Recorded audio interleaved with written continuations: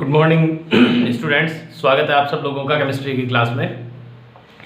कल की क्लास में नेटवर्क प्रॉब्लम की वजह से विजुअल प्रॉब्लम थी और मैंने उस क्लास को देखा तो वो क्लास सही नहीं थी, इसलिए मैं आज ये 17वां ग्रुप स्टार्ट से शुरू कर रहा हूँ। 17वें ग्रुप के जो मेंबर्स हैं, 17वें वर्ग के तत्वों को हैलोजन कहते हैं। हैलोजन वो तत्व होते हैं जो लवण बनाते हैं, तो लवण बनाने वाले तत्व हैलोजन कहलाते हैं। और इसके अंदर कौन कौन से एलिमेंट आते हैं? Fluorine, chlorine, bromine, iodine, astatine. Fluorine 9 number है, chlorine 17 number, bromine 35 number, iodine 53 number और एस्टेटिन 85 नंबर। इनके परमाणु क्रमांक। इलेक्ट्रॉनिक विन्यास की बात करूं तो इनका बाह्यतम कोश का इलेक्ट्रॉनिक विन्यास होता है NH2NP6। NH2NP6। तो अगर हम कॉन्फ़िगरेशन की बात करें तो फ्लोरीन का क्या होगा? हीलियम तक हीलियम जैसा 6 नहीं, माफी चाहूंगा, NH2NP5 2s2 2p5। क्लोरीन का नियोन तक नियोन जैसा 3s2 3p5। ब्रोमीन का आर्गन तक आर्गन जैसा 3d10 4s2 4p5। आयोडीन का क्रिप्टॉन तक क्रिप्टॉन जैसा 4d10 5s2 5p5। और एस्टेटिन का जिनोन तक जिनोन जैसा 4f14 5d10 6s2 6p5। ये इनके इलेक्ट्रॉनिक कॉन्फ़िगरेशंस हैं। अगर मैं बात करूं कि इनमें से कौन सा धातु है, कौन सा अधातु है और कौन सा उपधातु है, तो आप याद रखेंगे ये सभी अधातु हैं। अधातु, ये भी अधातु, ये भी अधातु, ये भी अधातु और ये भी अधातु। इनमें से ये रेडियोधर्मी है, एस्टेटिन जो है ये रेडियो एक्टिव है। अब अगर बात की जाए इनकी फिजिकल फेज की, रूम टेम्परेचर पर, कक्ष ताप पर, अगर भौतिक अवस्थाओं की बात की जाए तो फ्लोरीन और क्लोरीन कक्ष ताप पर गैस है, रूम टेम्परेचर पर ये दोनों ही गैस है। ब्रोमीन द्रव है, आयोडीन और एस्टेटिन ठोस है। आयोडीन और एस्टेटिन ठोस है। ये इनकी भौतिक अवस्थाएं हैं बेटे।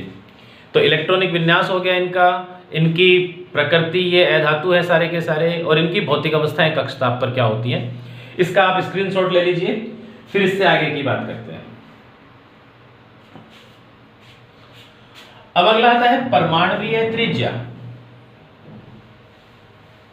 अगली बात आती है परमाणुवीय त्रिज्या।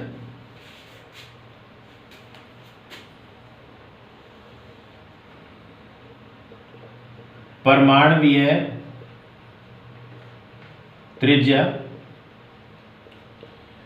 तो इसको आप देखिए, फ्लोरीन की नाभिक के अंदर प्रोटॉनों की संख्या 9 है। प्रोटॉनों की संख्या कितनी है? 9 है। मैं इसको 9+ से रिप्रेजेंट कर देता हूं।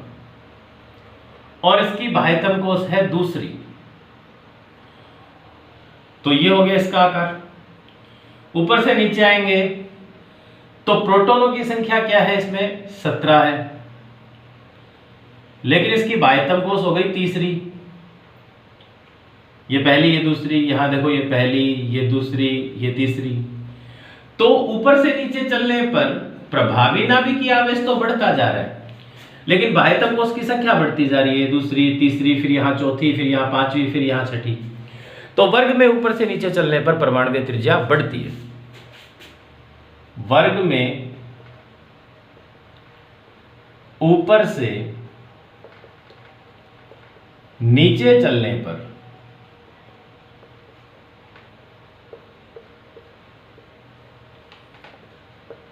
परमाणुवीय त्रिज्या बढ़ती है। ये तो हुई वर्ग की बात। अब अगर मैं आवर्त में बात करूं तो आप देखिए, beryllium, boron, carbon, nitrogen, oxygen, fluorine, और फिर आता है नियोन। इसकी भी हम चर्चा कर लेंगे। ध्यान से देखिए बेटा, बेरिलियम के अंदर आप जानते हो कि इसका परमाणु क्रमांक 4 है, इसका 5, ये 6, ये 7, ये 8, ये 9, ये 10। यहां 4 नाभिक के अंदर प्रोटॉन है। पहली कोष के बाद ये हो गई इसकी दूसरी कोष। पहली कोष में इलेक्ट्रॉन 2, दूसरी कोष में इलेक्ट्रॉन 2। एक इलेक्ट्रॉन ये हो गया और एक इलेक्ट्रॉन ये हो गया। अगर मैं बोरोन की बात करूं तो इसका नाभिक तो ज्यादा शक्तिशाली है, 5 प्रोटॉन वाला है। पहली कोष में इलेक्ट्रॉन 2 है। अब जो दूसरी कोष है इसके अंदर इलेक्ट्रॉन 3 है।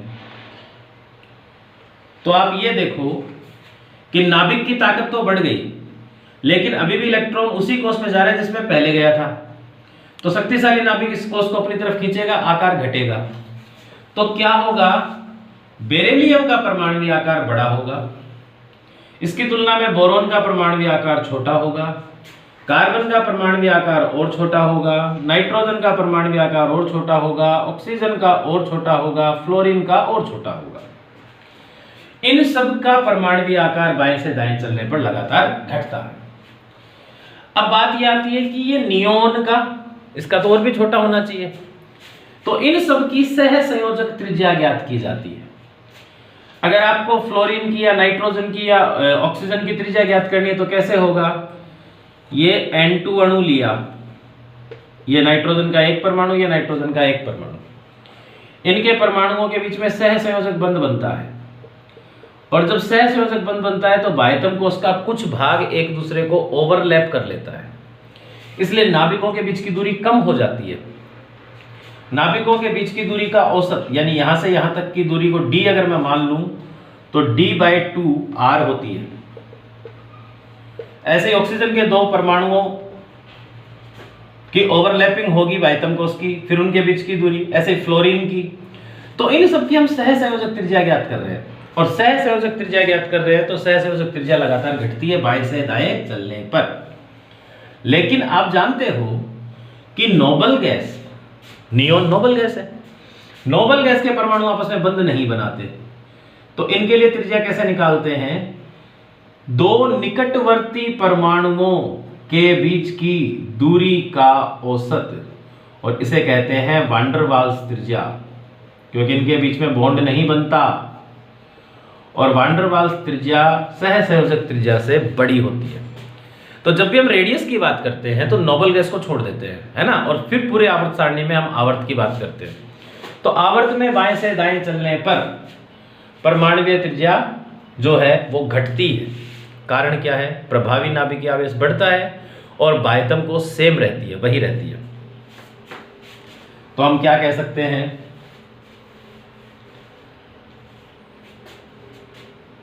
आवर्त में बाएं से दाएं चलने पर परमाणुीय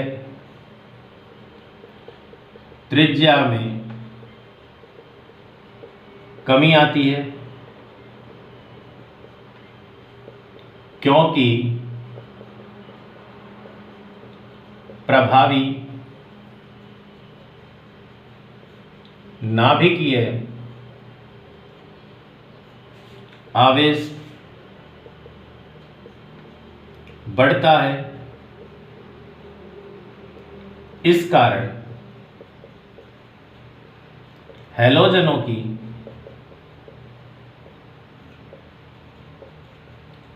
परमाणुीय त्रिज्या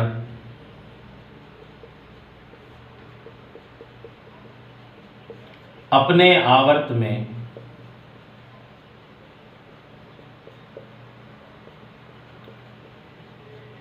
सबसे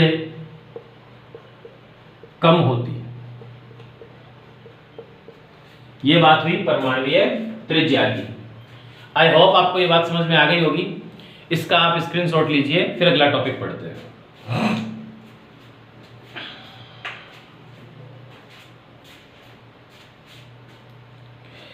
अब देखिए, इसके बाद दो चीजें हैं, एक तो है आयनन एंथैल्पी और एक है इलेक्ट्रॉन लब्धि एंथैल्पी। सचिन ने आज एक क्वेश्चन पूछा था, मैं उसको डिस्क्राइब कर रहा हूं। सचिन, आप भी इस बात को अच्छे से समझना और बाकी बच्चे भी ध्यान से समझेंगे। क्वेश्चन ये था कि सर एंथैल्पी ऋणात्मक क्यों होती है? तो बेटा एंथैल्पी ऋणात्मक नहीं होती, आपका क्वेश्चन अधूरा था। एक तो है इलेक्ट्रॉन लब्धि एंथैल्पी और एक आयनन एंथैल्पी। तो आयनन एंथैल्पी का मान ऋणात्मक नहीं होता, इलेक्ट्रॉन लब्धि एंथैल्पी का मान ऋणात्मक होता है। आप ध्यान से समझो। सपोज करो कि आप खुद परमाणु हो और आपकी जेब में जो पैसे हैं वो आपके इलेक्ट्रॉन हैं या आपकी ऊर्जा है। आपकी जेब में जो पैसे हैं वो आपकी ऊर्जा है। अब आप कोई वस्तु खरीदने जाते हो, अगर आप वस्तु खरीदोगे तो वस्तु आपके पास आई, बदले में आपने पैसे दिए, ऊर्जा गई। तो इलेक्ट्रॉन अगर आपके पास जुड़ा यानी वस्तु आपके पास आई, तो आपकी जेब का पैसा यानी आपकी ऊर्जा गई। तो ऊर्जा गई तो ऊर्जा में क्या आई? कमी। ऊर्जा में कमी आई तो ऊर्जा में परिवर्तन का मान ऋणात्मक हुआ कि नहीं हुआ? पैसों में परिवर्तन हुआ। आपके पास में 1000 रुपए थे, 400 खर्च हो गए, तो पैसों में परिवर्तन हुआ, 1000 से 400 चले गए तो 600 बचे, तो ये ऋणात्मक परिवर्तन है। अगर मान लो किसी परमाणु को ज्यादा ऊर्जा का त्याग करना पड़ता है किसी इलेक्ट्रॉन को जोड़ने के लिए, तो उसकी ऊर्जा ज्यादा ऋणात्मक होगी। कम ऊर्जा का त्याग करना पड़ता है तो कम ऋणात्मक होगी। तो इलेक्ट्रॉन लब्धि एंथैल्पी ऋणात्मक होती है, आयनन एंथैल्पी धनात्मक होती है। अब ध्यान से समझना, दोनों ही बातों को अच्छे से समझना। आयनन एंथैल्पी की पहले बात कर लेता हूं। आयनन एंथैल्पी, पहले इसकी डेफिनेशन, किसी गैसीय विलगित परमाणु की संयोजकता कोश से एक इलेक्ट्रॉन को पृथक करने हेतु आवश्यक ऊर्जा।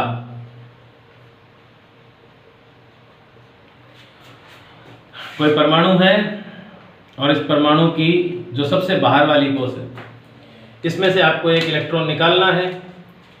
एक इलेक्ट्रॉन निकालोगे तो आप इसको एनर्जी दोगे, ऊर्जा दोगे।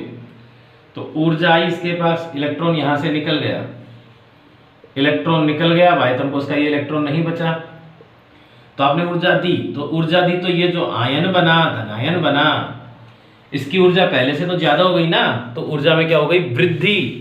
और ऊर्जा में वृद्धि हो गई, इसलिए आयनन एंथैल्पी धनात्मक होती है।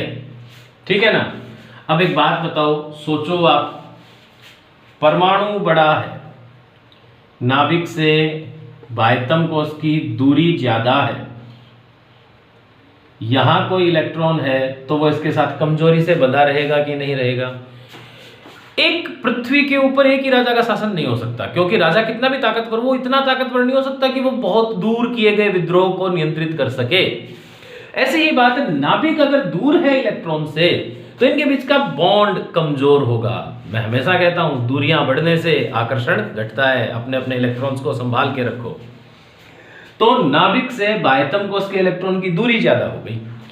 अगर दूरी ज्यादा है तो इसको थोड़ी सी ऊर्जा दूंगा, ये इलेक्ट्रॉन यहां से निकल जाएगा। इसको एनर्जी दी और इलेक्ट्रॉन एलिमिनेट। अगर परमाणु का आकार बड़ा है तो, इसके विपरीत परमाणु का आकार छोटा है तो नाभिक से बाह्यतम कोश के इलेक्ट्रॉन की दूरी कम है। दूरी कम है तो आकर्षण ज्यादा है। आकर्षण ज्यादा है तो यहां से आपको अगर इलेक्ट्रॉन निकालना है ना, तो आपको बहुत सारी ऊर्जा देनी पड़ेगी। ठीक वैसे ये बुजुर्ग आदमी है, उससे चॉकलेट ले लो, वो आराम से दे देगा अपने हिस्से की चॉकलेट। छोटे बच्चे से लेके दिखाओ, नहीं देगा, रोने लग जाएगा, बहुत एनर्जी लगानी पड़ेगी। फिर भी आप ले लो, ये पॉसिबल हो भी सकता है, नहीं भी। अब ठीक ऐसे ही एक आवर्त सारणी में जब आप बाएं से दाएं चलते हो तो आकार तो लगातार घट रहा था, मैंने आपको बताया था। और आकार में सबसे छोटे कौन थे? आकार में सबसे छोटे थे हैलोजन, और हैलोजन सबसे छोटे थे, तो बाएं से दाएं चलने पर आकार घटा, तो हैलोजनों के अंदर से इलेक्ट्रॉन निकालने में बहुत सारी एनर्जी खर्च करनी पड़ेगी, तो इनकी आयनन एंथैल्पी का मान कैसा होगा? उच्च होगा।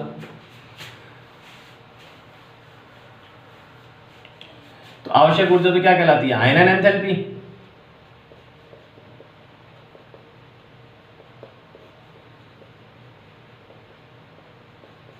कहलाती है। अगली बात, वर्ग में बाएं से दाएं चलने पर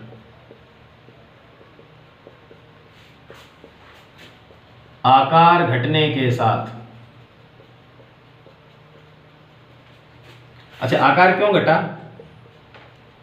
प्रभावी नाभिकीय आवेश बढ़ने से। प्रभावी नाभिकीय आवेश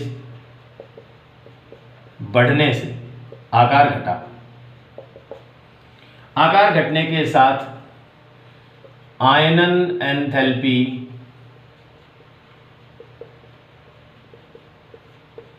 का मान बढ़ता है। अतः हैलोजनों की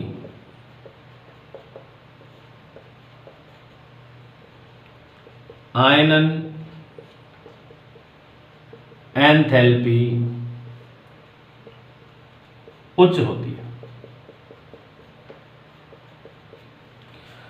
अब यहां हम नोबल गैस की बात करेंगे। अब नोबल गैस की बात क्यों करेंगे? नोबल गैस आकार तो वांडरवाल्स त्रिज्या के कारण उसका बड़ा था, लेकिन क्या नोबल गैस से आयनन एंथैल्पी ज्यादा होती है क्या हैलोजन की? तो आप ये देखो, किसी भी नोबल गैस की बात कर लो, फॉर एग्जांपल नियोन 10 नंबर है, इलेक्ट्रॉनिक विन्यास है 1s2 2s2 2p6, अक्रिय विन्यास है। क्या कोई परमाणु, अक्रिय विन्यास वाला परमाणु अपना इलेक्ट्रॉन त्यागना चाहेगा क्या? बिल्कुल नहीं त्यागना चाहेगा, अस्थायी हो जाएगा इलेक्ट्रॉन त्याग कर। अब अगर ऐसे में आप उसमें से इलेक्ट्रॉन निकाल रहे हो तो आपको बहुत बहुत बहुत ज्यादा ऊर्जा देनी पड़ेगी। तो मैं क्या कह सकता हूं, नोबल गैस उत्कृष्ट गैसों की आयनन एंथैल्पी सर्वाधिक होती है। आयनन एंथैल्पी अक्रिय विन्यास, अक्रिय विन्यास क्या है? NS2NP6 के कारण सर्वाधिक होती है।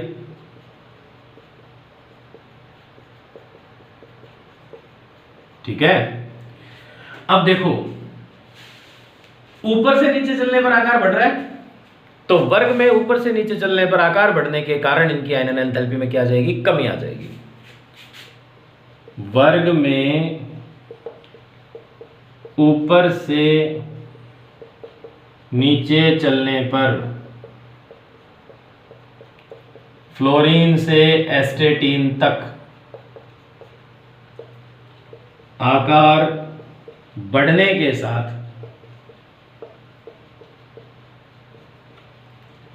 आयनन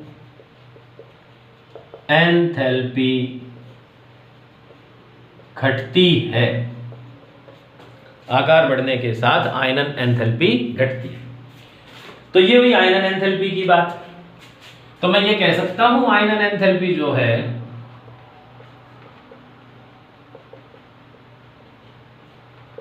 ये किसके व्युत्क्रमानुपाती होती है? तो आप कहेंगे साहब आकार बढ़ा तो ये घटी, तो परमाणुीय त्रिज्या।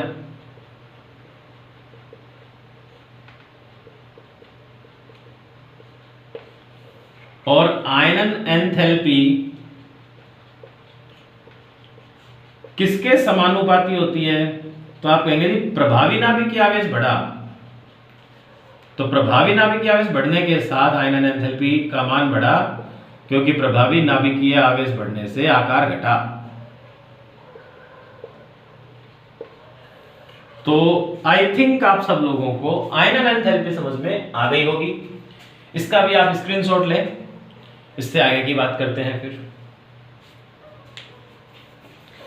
अगला जो फैक्टर हम पढ़ेंगे वो है इलेक्ट्रॉन गेन एंथैल्पी, इलेक्ट्रॉन लब्धि एंथैल्पी। अभी इलेक्ट्रॉन दिया था, बदले में हमारे पास ऊर्जा आई। हमने कोई चीज बेची, इलेक्ट्रॉन बेचा, बदले में पैसे आए, ऊर्जा आई, ऊर्जा बढ़ी, ऊर्जा परिवर्तन धनात्मक था। इसलिए एंथैल्पी कौन सी वाली? आयोनाइजेशन एंथैल्पी पॉजिटिव थी। अब हम बात करेंगे इससे उलट। अब की बार हमें इलेक्ट्रॉन लेना है, इलेक्ट्रॉन देना नहीं है। और इलेक्ट्रॉन लेना है तो उसे हम कहेंगे इलेक्ट्रॉन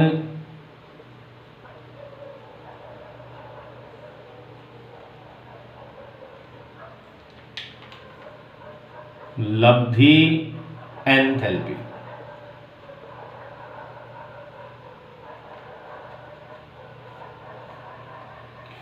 इलेक्ट्रॉन लब्धि एंथैल्पी की डेफिनेशन क्या है? किसी गैसीय विलगित परमाणु की संयोजकता कोष में एक इलेक्ट्रॉन जोड़ने पर परमाणु द्वारा त्यागी गई ऊर्जा। बेटा ऊर्जा त्याग दी तो परमाणु में से ऊर्जा निकल गई। जब परमाणु में से ऊर्जा निकल गई तो मान कैसा होगा सचिन? ऋणात्मक होगा, है ना, क्योंकि उसकी एनर्जी में कमी आ गई बेटे, पहले में और बाद में। तो क्या है डेफिनेशन? किसी गैसीय विलगित परमाणु की संयोजकता कोष कौन सी कोष होती है? सबसे बाहर वाली, बाह्यतम कोष में एक इलेक्ट्रॉन जोड़ने पर परमाणु द्वारा त्यागी गई ऊर्जा क्या कहलाएगी? इलेक्ट्रॉन लब्धि एंथैल्पी।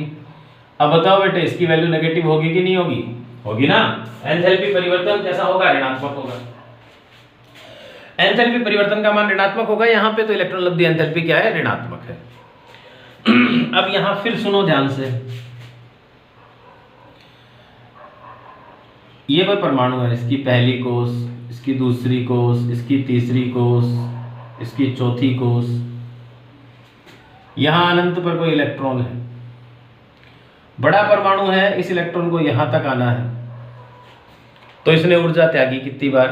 थोड़ी सी ऊर्जा त्यागी, तो त्यागी गई ऊर्जा कम है। ये मान लो परमाणु यहां होता छोटा, ये इसकी पहली कोष, अब इलेक्ट्रॉन को यहां तक आना है, मतलब चौथी कोष, फिर तीसरी कोष, फिर दूसरी कोष, फिर पहली कोष। याद करो परमाणु जितनी बार किसी एक कोष से दूसरी कोष में अंदर की तरफ जाता है तो ऊर्जा का त्याग करता है। तो किसी भी परमाणु के चारों तरफ अनंत कोष होती है।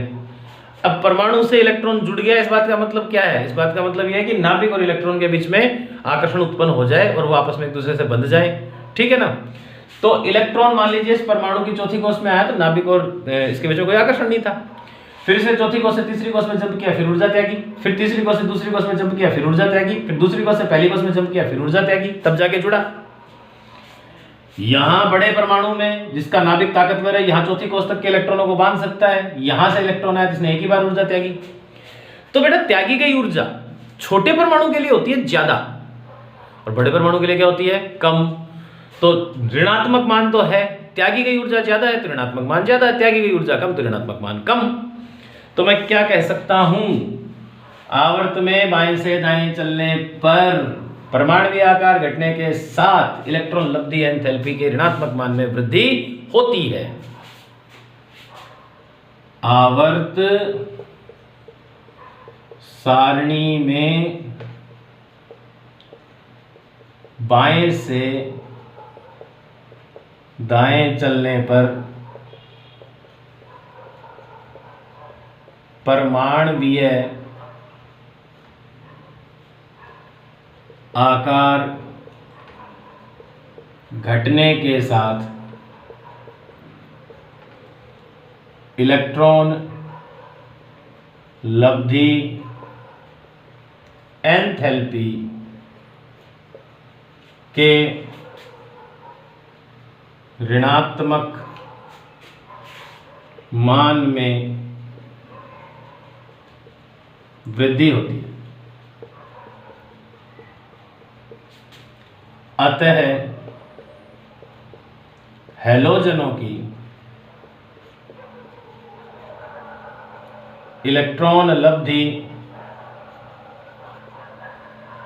एंथैल्पी का ऋणात्मक मान सर्वाधिक होता है।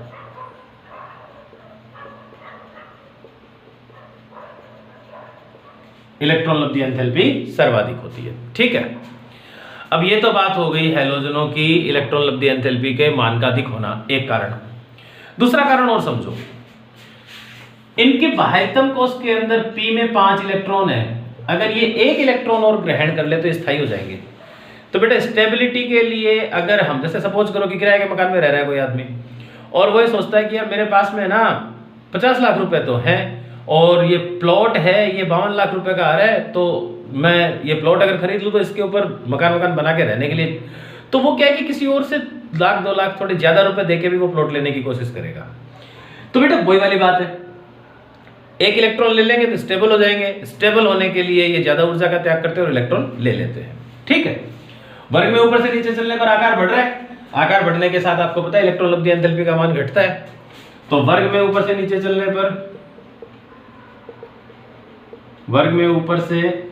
चलने पर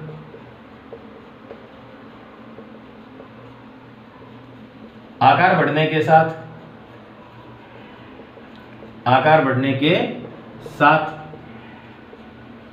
फ्लोरीन से एस्टेटीन तक, बेटा वास्तव में तो एस्टेटीन रेडियो एक्टिव है, इसकी स्टडी नहीं करते हैं, फ्लोरीन से आयोडीन तक की बात करनी चाहिए। एस्टेटीन तक क्या इलेक्ट्रॉन लब्धि एंथैल्पी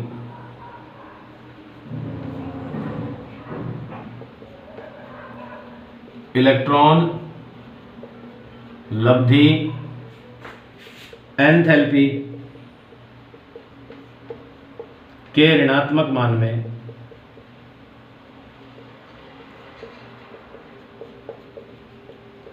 कमी आती है।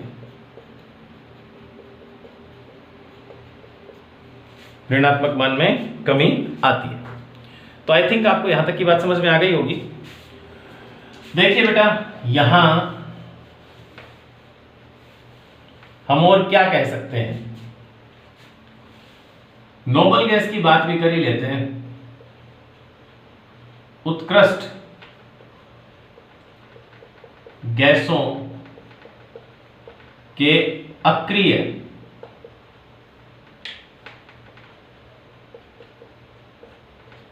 विन्यास, कौन सा वाला, NH2NP6 के कारण ये इलेक्ट्रॉन ग्रहण करने की प्रवृत्ति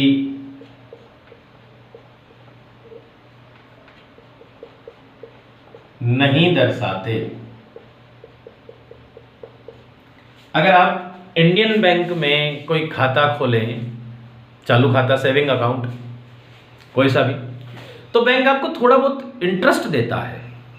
बैंक को आपने पैसे दिए, आपके पैसों की सुरक्षा भी करेगा और साथ में आपको थोड़ा बहुत इंटरेस्ट भी देगा, क्योंकि वो आपके पैसे काम में ले रहा है।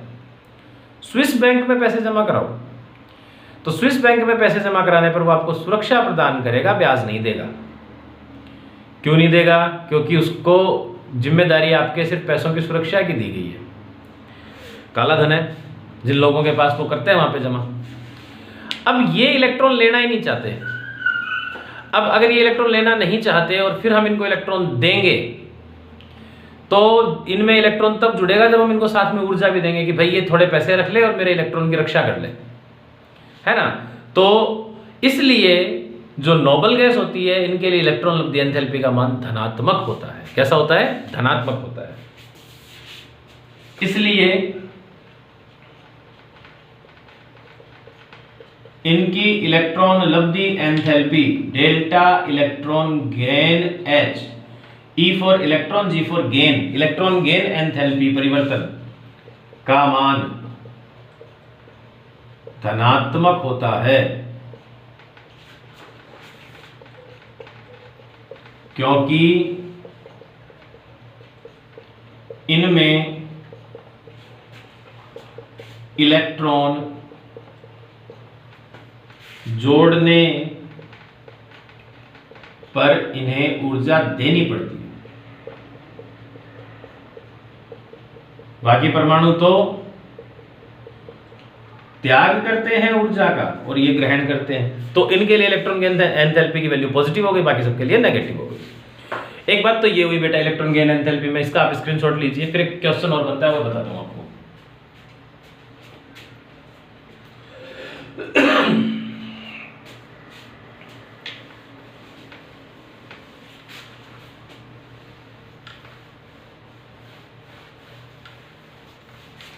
अब टेक्निकली सुनो तो बाएं से दाएं चलने पर कहां से कहां, आप ये देखो beryllium, boron, carbon, nitrogen, oxygen, fluorine,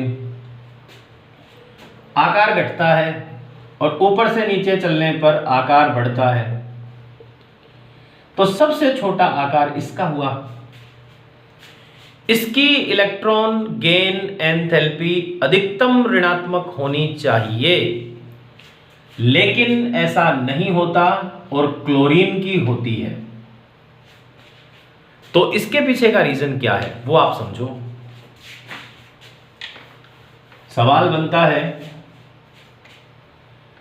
fluorine की तुलना में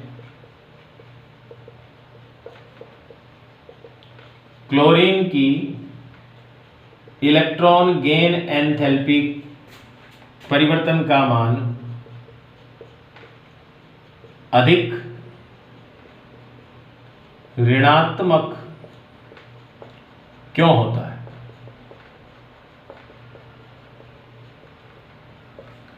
यह क्वेश्चन है। इस क्वेश्चन को समझना बेटा, यह फ्लोरीन का परमाणु है, आकार में छोटा, दूसरी कोष में इलेक्ट्रॉन कितने? 7। ये क्लोरीन का परमाणु है, पहली कोष में 2 इलेक्ट्रॉन, दूसरे में 8 इलेक्ट्रॉन, तीसरी कोष में 7 इलेक्ट्रॉन।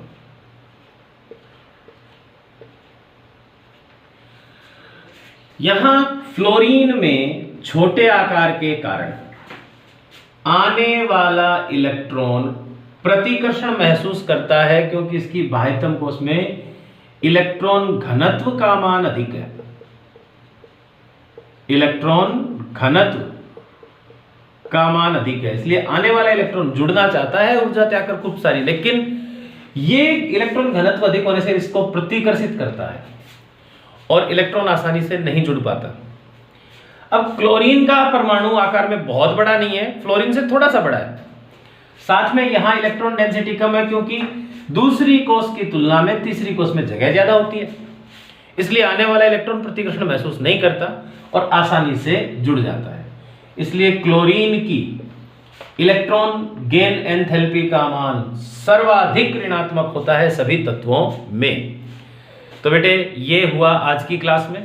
हमने इलेक्ट्रॉनिक विन्यास पढ़ा, हमने ये पढ़ा कि कौन से अधातु हैं, क्या हैं, भौतिक अवस्थाएं रूम टेम्परेचर पर क्या है, उसके बाद में परमाणुीय त्रिज्या, आयनन एंथैल्पी और इलेक्ट्रॉन गेन एंथैल्पी। मैं उम्मीद करता हूं कि आपको ये सब बातें समझ में आई होंगी और नेक्स्ट क्लास में हम इससे आगे की प्रॉपर्टीज़ की बात करेंगे। तो आज की क्लास में इतना ही। सबको क्लास लेने के लिए बहुत बहुत धन्यवाद। अपना ध्यान रखें, सेहत का ध्यान रखें, घर पे रहें, सुरक्षित रहें, अपना और अपनों का ख्याल रखें। और ये संकट की घड़ी है, टल जाएगी। उम्मीद तो है कि राजस्थान बोर्ड के एग्ज़ाम हो, लेकिन अगर नहीं भी होती है इस बार के बच्चों की, तो भी पढ़ना ज़रूरी है बेटा, वो हमेशा काम आएगा। बोर्ड की एग्ज़ाम हो ना हो इस बात से कोई फ़र्क नहीं पड़ता, ज़िंदगी यहीं नहीं रुकेगी, इससे आगे आपको जाना है। तो ध्यान रखें, और कोई नई अपडेट होगी तो कल की क्लास में आपको बताता हूँ। आज की क्लास में इतना ही। टेक केयर, धन्यवाद।